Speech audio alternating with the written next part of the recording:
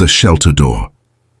The late afternoon sun cast long shadows across the parking lot of St. Mary's women's shelter. Maya stood frozen on the hot pavement, her yellow dress clinging to her swollen belly, watching the black SUV disappear around the corner. Her husband of 3 years had just driven away without looking back. She couldn't believe this was happening. Not today. Not when their baby was due in just 2 weeks. The canvas bag in her hand felt impossibly heavy. Inside were a few clothes, some toiletries, and the hospital papers for her upcoming delivery. That was all Marcus had allowed her to take. Everything else, their apartment, the furniture they'd picked out together, even the nursery she'd spent months decorating, all of it was gone now. "Ma'am, are you okay?" A gentle voice broke through her thoughts. Maya turned to see a young woman in a volunteer t-shirt standing near the entrance. The sign above the door read "Women's Shelter" in bold white letters. Maya had never imagined she would end up in a place like this. She had a college degree. She had worked as a teacher before. Marcus convinced her to quit her job and focus on preparing for motherhood. I think so," Maya whispered, though she wasn't sure of anything anymore.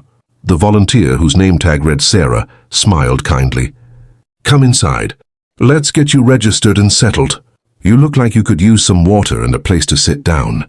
Maya followed her through the doors, each step feeling like she was walking into a different world.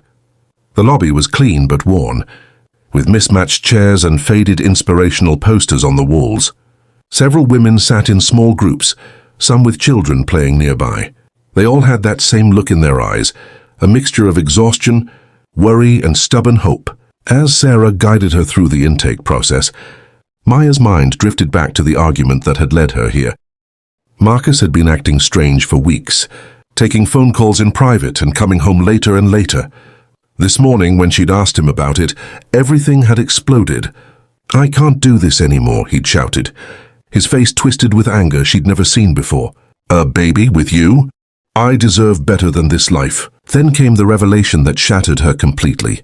He'd been seeing someone else, someone with money and connections, someone who could give him the lifestyle he wanted.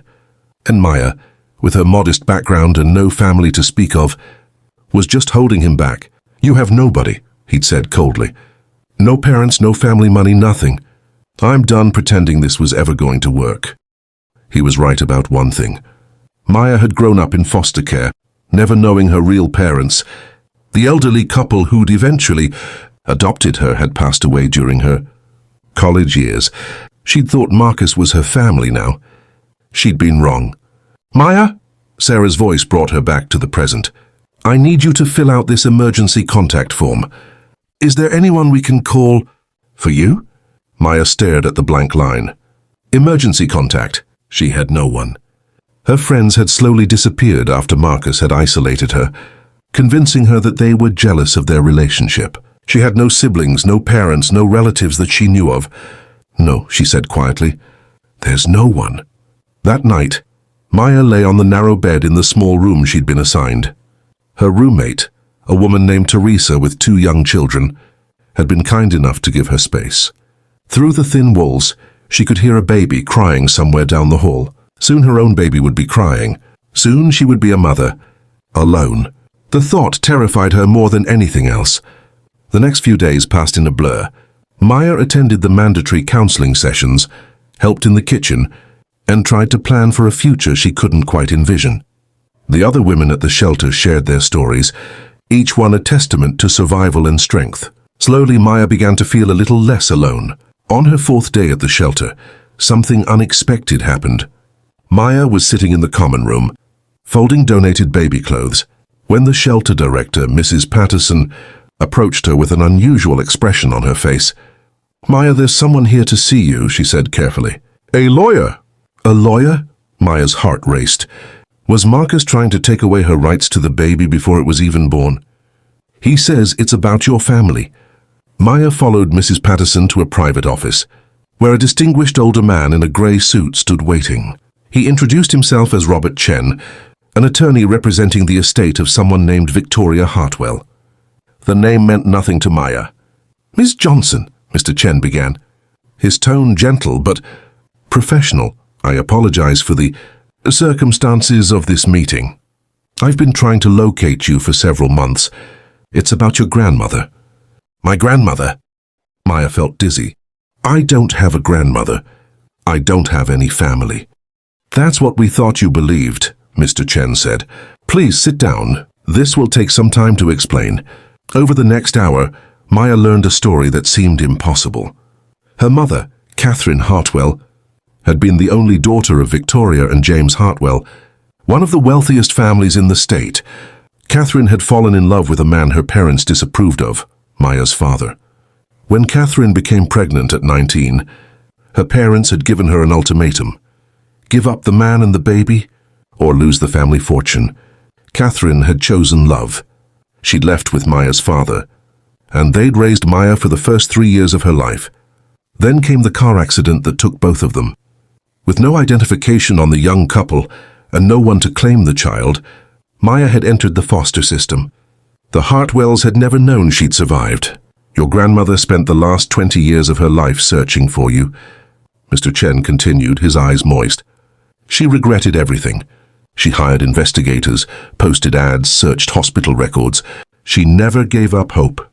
When she passed away 6 months ago, she left her entire estate in trust, with instructions to continue the search for her granddaughter.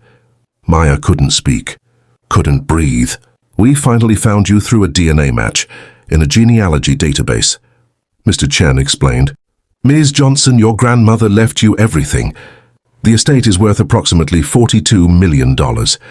There are properties, investments, and a foundation she established in your mother's name. The room spun. $42 million. A grandmother who'd loved her. A mother who'd chosen love over money. There's something else, Mr. Chen said, pulling out a worn envelope. She left you letters, years of them. She wrote to you every week, even though she didn't know where you were. Maya took the envelope with trembling hands. Through her tears, she could see her name written in elegant script across the front. The next weeks transformed Maya's life in ways she was still trying to understand. Mr. Chen helped her access emergency funds from the estate. She moved into a beautiful apartment with a nursery that overlooked the city park. She hired a housekeeper who became a friend, and a nurse to help with the baby's arrival.